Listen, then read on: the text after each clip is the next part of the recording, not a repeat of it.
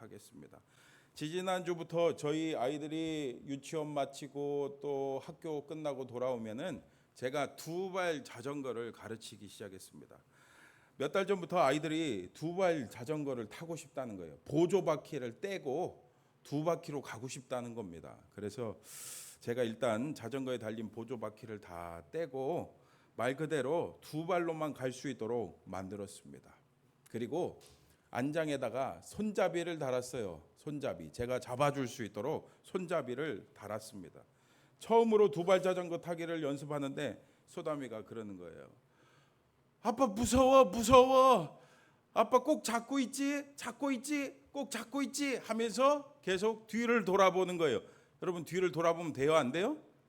안 돼요. 그래서 제가 아유 걱정 마. 내가 꼭 잡고 있어. 아빠가 꼭 잡고 있어. 걱정하지 말고 페달을 굴려. 여러분 자전거 타실 줄 아시죠? 자전거 못 타시나요? 자전거 타실 줄 아시죠?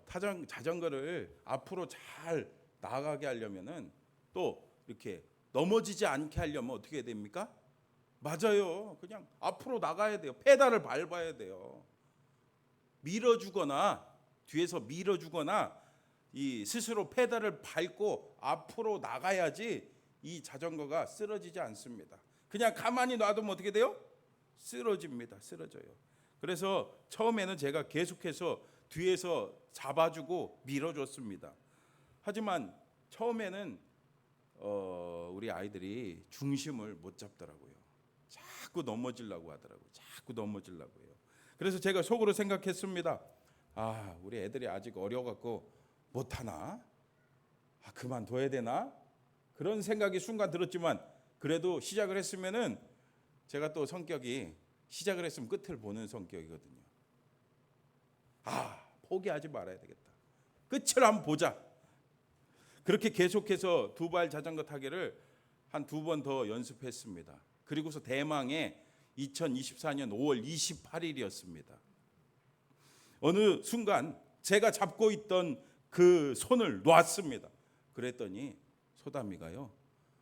제가 논지도 모르고 그냥 페달을 밟고 자기가 스스로 중심을 잡고 앞을 향해 막 나가기 시작하는 거예요. 아멘, 할렐루야. 네, 드디어 두발 자전거 타기를 성공했습니다. 와, 됐다. 너무 기뻤습니다. 그리고서는 소담이도 되니까 은호도 될 거라는 생각이 드는 거예요. 그래서 은호가 유치원 끝나기를 기다리고서는 데리고서는 갔습니다. 똑같이 제가 잡고 있다가 어느 순간 놨어요. 그랬더니 스스로 페달을 굴리면서 중심을 잡으며 앞으로 나아가는 겁니다. 그날이 며칠이라고요? 2024년도 5월 28일. 드디어 우리 두 아이들이 두발 자전거 타기를 성공했어요. 여러분 저희 아이들이 어떻게 두발 자전거 타기를 성공했습니까? 맞아요. 제가 포기하지 않고 끝까지 그 자전거를 잡아주었기 때문에 성공할 수 있었던 거예요. 저는 이 모습을 보고 깨달았습니다. 맞다. 이렇게 하나님께서 포기하지 않고 내 인생을 잡아주시는구나. 오늘도 내가 앞으로 나갈 수 있도록 도와주시는구나. 여러분 맞습니까? 오늘 말씀 보세요. 11절 같이 읽어볼까요? 시작. 내 성벽을 건축하는 날 곧 그날에는 지경이 넓혀질 것이라. 아멘. 여러분 도대체 성벽을 왜 건축하는 겁니까? 맞아요. 성벽이 무너졌거든요. 부서졌거든요. 파괴됐거든요. 심지어는 나라가 멸망했거든요. 도대체 이스라엘 백성들에게 무슨 일이 있었길래 이러는 겁니까? 이렇게 말씀하시는 겁니까? 오늘 같이 읽은 미가서의 저자 미가 선지자는 주전 8세기 후반 40여 년 동안 선지자로 활동한 선지자입니다. 이 시기에는 이스라엘 백성들은 이스라엘 나라는 분열왕국 시대였어요. 북왕국 이스라엘과 남왕국 유다로 분열되어 있었어요. 그리고 그 당시에는 아주 막강한 제국이 있었습니다. 어느 나라예요? 오늘 말씀에 나오죠? 아수르 제국이 있었습니다. 그래서 아수르 제국에 의해서 북이스라엘은 에브라임 산지를 제외한 대부분의 영토를 상실했습니다. 그리고 결국에 아수르의 반기를 들었던 이 북이스라엘은 주전 721년에 사마리아가 함락되면서 멸망합니다. 또 남유다는 상황이 어땠습니까? 주전 701년에 아수르 왕 사네리비의 침공을 받았어요. 아주 지금 위태로운 상황이었습니다. 그리고 나중에 결국에 남유다는 어떻게 됐습니까? 아수르 제국에 이어서 등장한 바벨론 제국에 의해서 주전 586년에 멸망당했고 많은 백성들은 포로로 끌려갔어요. 그런데 여러분, 이런 일이 왜 벌어졌습니까? 왜 벌어졌습니까? 맞아요. 죄 때문입니다. 죄. 그들은 하나님을 떠났습니다.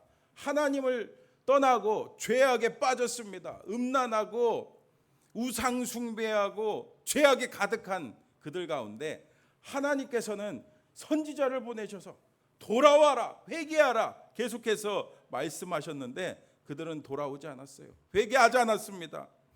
그래서 이스라엘 백성들은 진짜 회복 불가능해 보였습니다. 미가 선지자가 이 백성들을 보면서 무슨 생각을 했겠습니까? 이렇게 죄 가운데 빠져 있는 이 백성들 과연 돌아오고 회복될 수 있을까라는 그런 좌절감을 느꼈습니다. 그러나 그때 미가 선지자는요, 하나님 바라봅니다. 어떻게 해요? 맞아요. 그는 하나님이 어떤 분이신지 알았기 때문입니다. 여러분, 하나님 어떤 분이신지 아시기를 바랍니다. 하나님을 알기를 힘쓰기를 축복합니다. 오늘 20절 말씀 같이 읽어볼까요? 시작. 주께서 옛적에 우리 조상들에게 맹세하신 대로 야곱에게 성실을 베푸시며 아브라함에게 인애를 더하시리이다. 아멘. 여러분, 그렇습니다. 우리 하나님은 반드시 약속을 지키시는 성실하신 분입니다. 하나님께 성실하다고 이런 표현은요, 신실하다는 뜻이에요. 믿을 만하다, 믿을 수 있다 라는 뜻이에요. 그리고 또 인애. 여러분, 인애가 무슨 뜻입니까? 네, 저희 아내 친구 인애, 그 인애가 아니에요. 네, 인애는 사랑을 말하는 거예요. 자비. 하나님이 얼마나 사랑이 풍성하신 분입니까, 여러분? 그래서 하나님께서는 다시 그 무너진 성벽을 건축할 수 있도록, 다시 일으킬 수 있도록 해주겠다고 말씀하고 계시는 겁니다. 여러분, 정말 이 예루살렘 성이 파괴됐을 때 사람들은 무슨 생각을 했겠습니까? 이제 예루살렘 뜻이 뭐라고 했어요? 평화의 도시다, 평강의 도시다.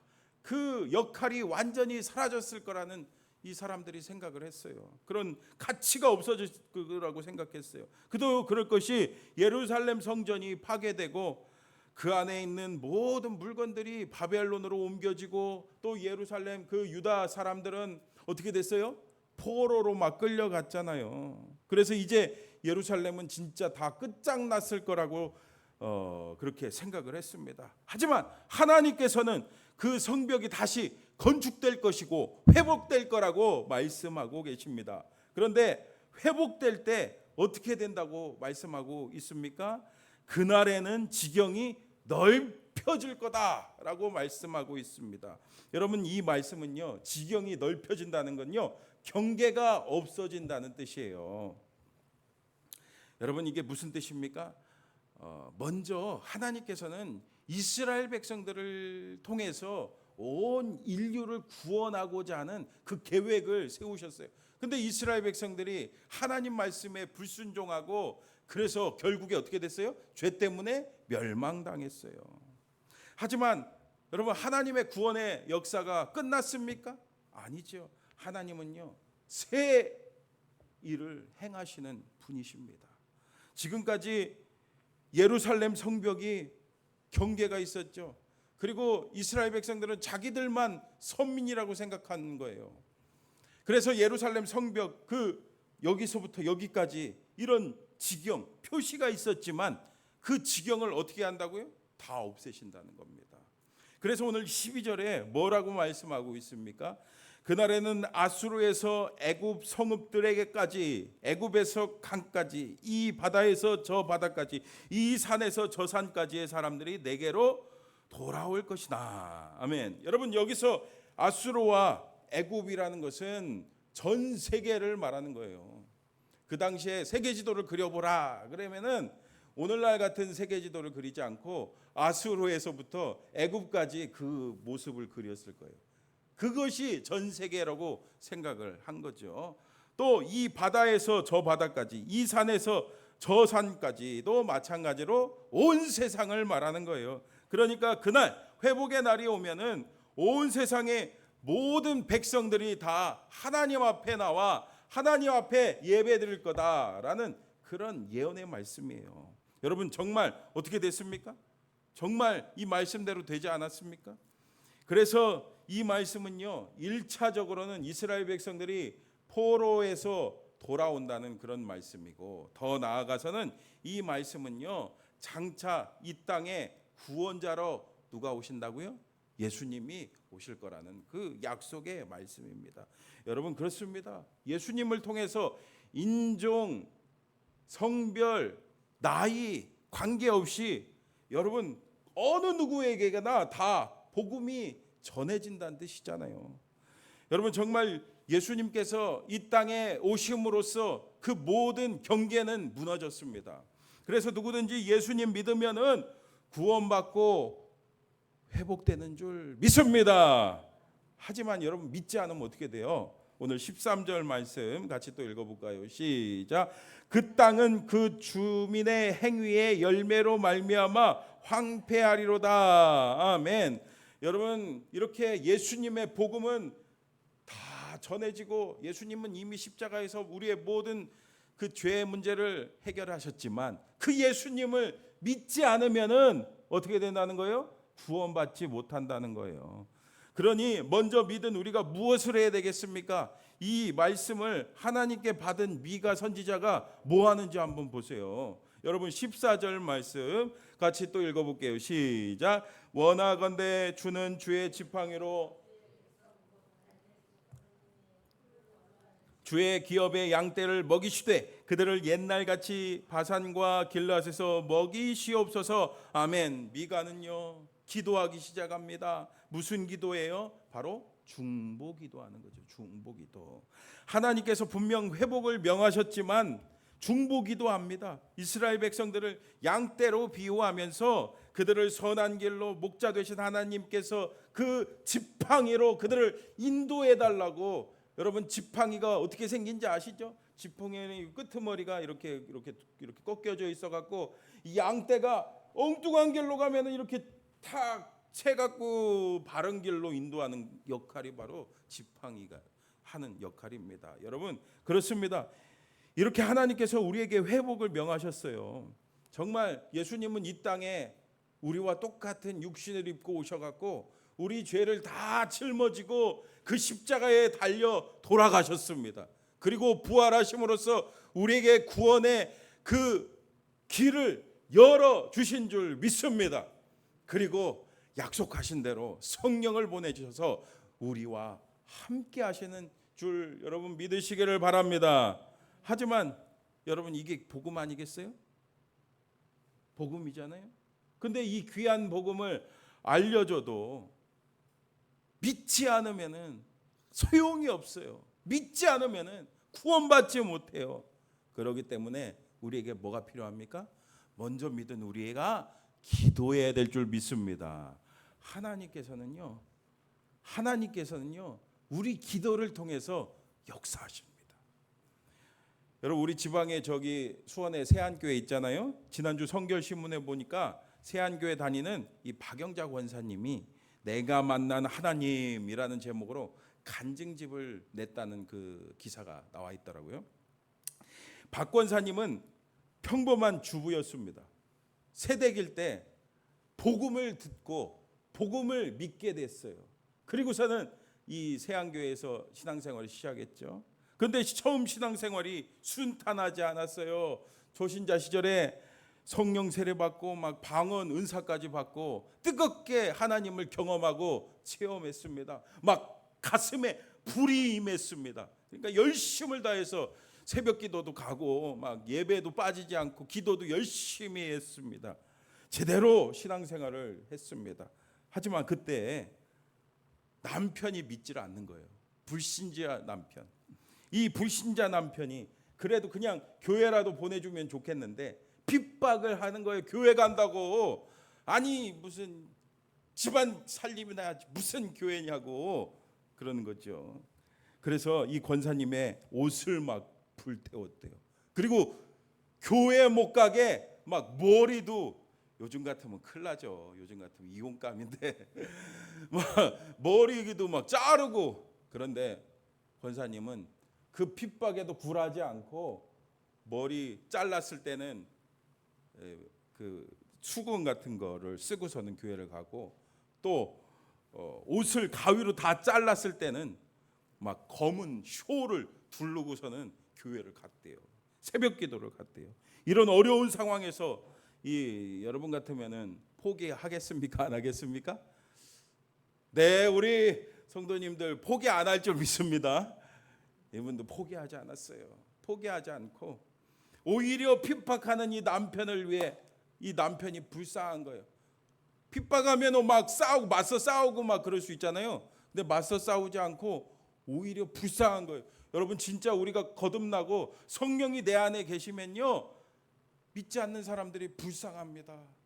여러분 그런 마음 경험해 보셨잖아요. 그죠? 불쌍한 거예요. 그래서 그 영혼을 놓고 하나님 앞에 기도했어요.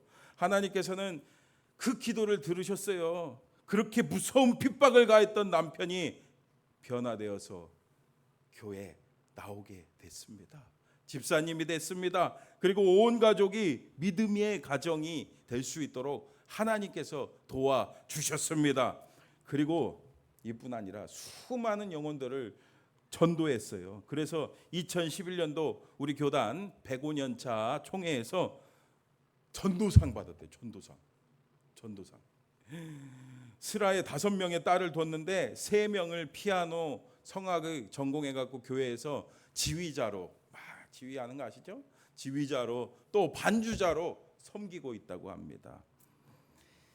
하지만 그녀에게는 기도 제목이 남아 있어요. 뭐냐? 아직 시댁 식구들이 다 믿지를 않는 거예요. 그러나 하나님께서 그들을 바꾸실 줄 믿고 포기하지 않고 계속해서 기도하고 있답니다. 하나님의 그때를 기다리고 있다고 합니다. 여러분 그렇습니다. 여러분 우리도 영혼을 위해 포기하지 마시기 바랍니다. 포기하지 말고 중보기도 하시기를 축복합니다. 하나님께서는 반드시 우리의 기도를 응답하십니다. 정말이냐고요? 오늘 15절 말씀 같이 읽어볼게요. 시작. 이르시되 내가 애굽 땅에서 나오던 날과 같이 내가 그들에게 이적을 보이리라 하셨느니라. 아멘. 여러분 출애굽 사건 잘 아시잖아요. 여러분 출애굽 그 당시에 이스라엘 백성들의 상황과 그 형편이 어땠습니까?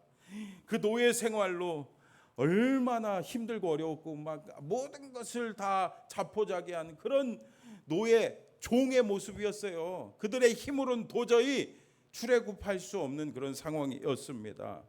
하지만 하나님께서 어떻게 하십니까? 그들에게 애굽에 이적을 베푸셨어요. 여러분 추우시죠? 네, 껐습니다. 네. 이적을 베푸셔서 그들을 출애굽할 수 있도록 인도해 주셨습니다.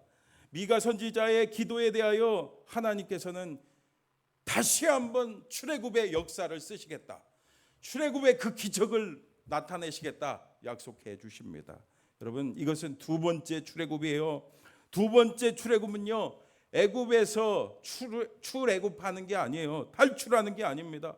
두 번째 출애굽은 진짜 애굽 땅에서 나오는 것이 아니라 죄에서 탈출하는 거예요. 죄에서 벗어나 하나님께로 돌아오는 것을 말합니다. 지리적인 이동이 아니라 영적인 소속이 옮겨지는 거예요. 죄의 종, 마귀의 종에서 하나님의 자녀로, 하나님 나라 백성으로, 하나님 나라의 백성으로 바꾸어 주시는 그 기적입니다. 여러분 이 세상에서 여러분 기적을 우리가 바라죠. 병 고침이나 많은 부를 얻는 거나 능력 해나가는 거나 뭐 그런 기적을 바라는데 무엇보다 가장 큰 기적이 뭔지 아십니까? 바로 이거예요. 바로 이거. 예수 믿지 않는 사람들이 예수님을 믿고 하나님의 자녀가 되는 거, 죄 용서 받는 거, 그것이 가장 큰 기적인 줄 여러분 아시기를 바랍니다. 여러분 그렇잖아요. 이 세상의 것들은 다 어떻게 됩니까? 썩어지고 낡아지고 없어지는 거예요. 그러나 하나님의 나라는 영원한 줄 믿습니다. 천국은 영원한 거예요. 그러니까 여러분 이게 가장 큰 기적 아니겠습니까? 그런데 이 기적은요 단지 이스라엘 백성들에게만 국한된 것이 아니죠. 오늘 16절 17절 말씀 한번 보세요.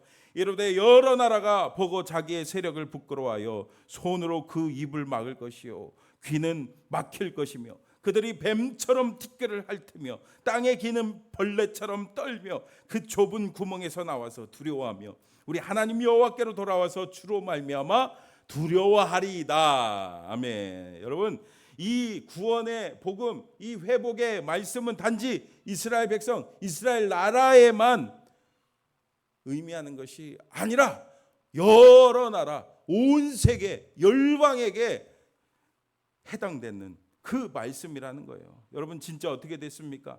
이 복음은요, 이 이스라엘 땅에서 시작됐던 이 복음은요, 건너서 전해져서 이 한반도, 이 대한민국 땅까지 선포되어서 우리가 다 예수님 믿고 구원받은 줄 믿습니다. 지금도 곳곳 세계 곳곳에서 이 복음을 들고 선교사님들이 복음을 전하고 있지 않습니까? 그리고 더 나아가서 이 복음의 기적은요 진짜 강팍한 예수 믿는 사람을 핍박했던 그 사람, 진짜 우리가 봤을 때 그 사람이 예수 믿고 변화될까 했던 그 사람들까지도 변화될 거라는 그 약속의 말씀이에요. 여러분 그러니까 포기하면 되겠어요? 포기하지 마세요. 하나님께서 하시면은 하실 수 있습니다. 하나님께는 못 하시는 일이 없는 줄 믿습니다. 그러니 우리는 하나님을 찬양하지 않을 수 없습니다. 오늘 미가 선지자가 이 약속의 말씀을 받고 하나님을 찬양합니다. 18절 19절 말씀 보세요. 주와 같은 신이 어디 있으리까? 주께서는 죄악과 그 기업을 남은 자의 허물을 사유하시며 인애를 기뻐하심으로 진노를 오래 품지 아니하시나이다. 다시 우리를 불쌍히 여기셔서 우리의 죄악을 발로 밟으시고 우리의 모든 죄를 깊은 바다에 던지시리이다. 아멘. 여러분 그렇습니다. 우리 하나님은 우리를 사랑하시는 아버지이십니다. 그 하나님은 어느 누구와도 비교할 수 없는 주와 같은 분은 없습니다. 그 하나님은 무엇보다 우리를 사랑하셔서 이 땅에 예수님 보내셔서 그 예수님의 십자가 보혈로 우리의 죄를 덮으시고 완전히 밟으시고 완전히 바다에 던지신다. 이것은 완전히 기억지도 않으신다는 거예요. 완전히 기억지도 않으신다. 여러분 우리는 죄 지면은 또 회개도 하잖아요. 회개를 해도 뭔가 찜찜하고 그런 마음이 있을 수 있지만, 그리고 누가 나한테 잘못하면은 용서는 하지만 또 다시 꺼내 갖고 또 얘기하잖아요. 여러분 보면 그렇더라고요. 다시 꺼내 또 얘기하는데 우리 하나님은요 기억지도 않으시고 완전하게 용서해 주시는 분인 줄 믿습니다. 여러분 슈퍼맨 목사님 아세요? 네, 이분은 이름을 밝힐 수가 없어요. 이름을 밝힐 수가 없으니까 슈퍼맨이라고 부르는 겁니다. 왜냐하면은 이분은 탈북자를 도와서 우리 자유 대한민국으로 인도하는 사역을 하는 선교사이기 때문이에요. 그래서 구출 과정 가운데 중국 공안에 8번 체포되고 또 3번 감옥을 다녀왔습니다. 그런데 여러분 사실 이 슈퍼맨 이 목사님은 주사파 여러분 주사파 아시죠? 주사파 운동권 출신이에요. 아이고 뭐라고요? 이 북한 사역을 감당하는 분이 무슨, 사실 이 주사파가 김일성을 하나님으로 섬기는 사람들이에요. 참 말이 안 되죠. 사실 이분이 이 신학대학교 다닐 때 주사파에 빠져갖고 신앙을 버리고 열심히 그 주사파 활동을 했습니다. 열심히 주사파 활동을 하니까 그 운동권 상층부에서 장군님이 내려오시면 적화 통일이 되면은 전라도의 한 도시에 시장을 시켜준다는 약속도 받았어요. 근데 여러분, 이분이 어떻게 변화된지 아십니까? 슈퍼맨 목사님이 주사파를 탈출하고 정통 예수 복음으로 돌아온 것은 이 아버지의 기도 그리고 아버지의 눈물 덕분이었습니다. 슈퍼맨 아버지는 아들이 주사파 활동에 미쳐 있다는 얘기를 듣고 아들을 찾아와서 얘기했습니다. 만일 미국이 6.25 전쟁 때 우리를 도와주지 않았다면 넌 태어나지도 못했을 텐데 네가 어떻게 미군 철수를 주장하고 남조선 해방 적화 통일을 부르짖는 주사파 활동을 할 수 있어? 라며 그 얘기를 하면서 그 아들 앞에서 대성통곡을 했습니다. 그 이야기를 듣고 변화된 거예요. 근데 이것은 진짜 하나님의 은혜고 하나님의 역사입니다. 그 당시에 80년대죠. 그 당시에 이 주사파에 빠진 그 대학생들이 엄청 많았어요. 그래서 아버지 어머니가 찾아가서 아이고 하면서 막 눈물로 호소했지만 돌아오는 사람은 아주 극히 드물었습니다. 하지만 그는 그 아버지의 기도와 그 눈물로 변화됐어요. 다 하나님의 역사하십니다. 슈퍼맨 목사님은 남은 신학대학을 잘 마치고 이제 대학원을 경영학과를 들어갔대요. 사업을 해서 그냥 부자가 되려고 한 거예요. 내가 무슨 하나님 일 하냐 하면서 다 포기한 거죠. 실제로 이분은 섬유 제조업과 무역업을 하는 회사를 창업해서 크게 성공했습니다. 그 기세를 몰아서 중국에 지출했어요. 베이징으로 갔습니다. 베이징으로 가서 이 북한 사람들을 처음 만났습니다. 처음 만난 사람은 이 북한 고위층 자녀들이었어요. 유학생들이었습니다. 근데 그 모습을 보니까 하나같이 잘 못 살아. 불쌍해. 그래서 그들에게 금전적인 도움도 주고 또 복음도 전해줬습니다. 슈퍼맨 목사님은 이듬해 더 큰 돈을 벌고자 사업을 더 확장하려고 영길 아시죠? 영길 그쪽으로 갔습니다. 거기서 처음으로 이 탈북자들을 만났어요. 그들은 최대 300만 명이 굶어 죽은 고난의 행군 시절, 여러분 아시죠? 90년도에 고난의 행군이 있었는데 북한에 많은 사람들이 죽었거든요. 그때 먹고 살려고 북한을 탈출하고 중국으로 넘어온 사람들이었습니다.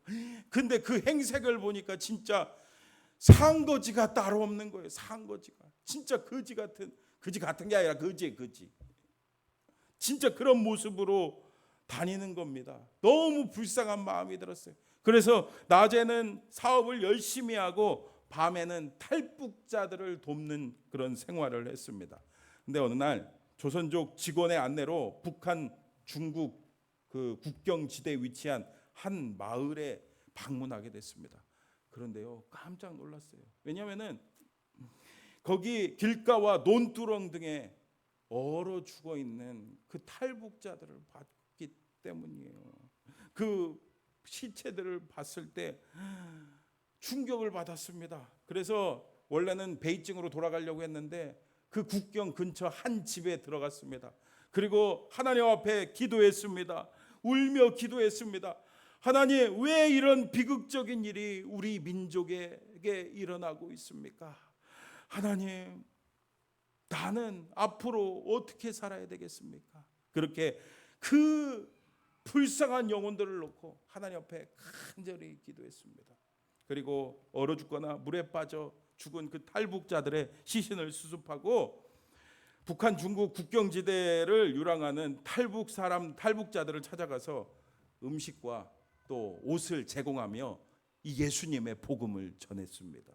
그렇게 사업가에서 이 슈퍼맨 목사님은 북한 사람들을 돕는 선교사가 되온 거예요. 그래서 그를 통해서 여러분 30년 동안 4,000명이 넘게, 여러분 별로 안 놀라시지만 이 4천 명이 넘게, 진짜 하나도 안 놀라시네.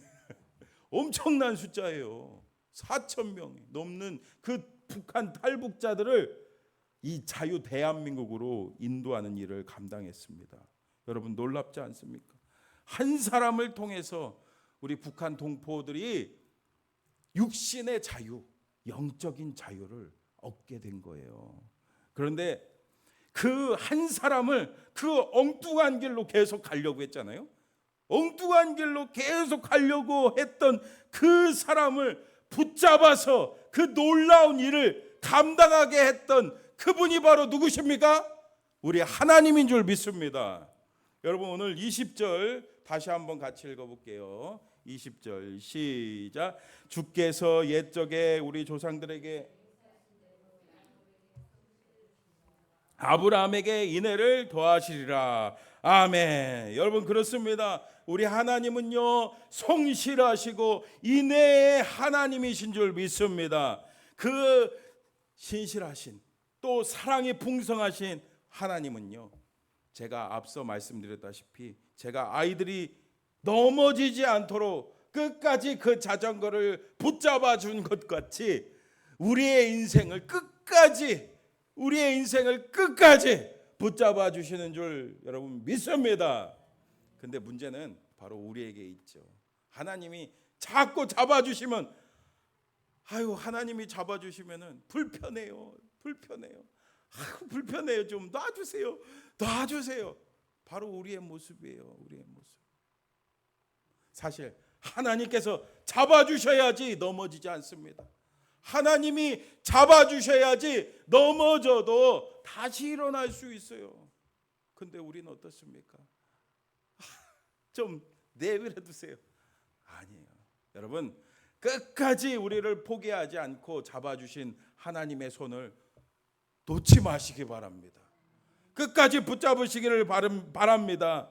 그러면 하나님께서 우리를 일으켜 주시고 우리의 인생을 선하게 인도해 주실 줄 믿습니다. 여러분 오늘